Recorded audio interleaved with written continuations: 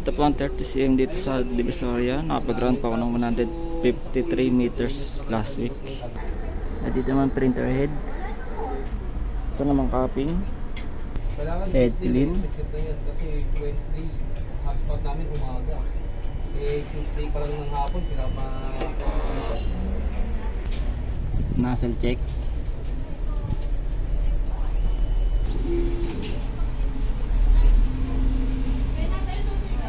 Ping system. Andito may stocks ng 30cm at white. Dito lang stocks ng colored. Dito ng ABR. Dito ng waste tank. Nalinis last week. Ito na nagamit ko sa powder. Sa white. Sa magenta. Ito naman daily workload.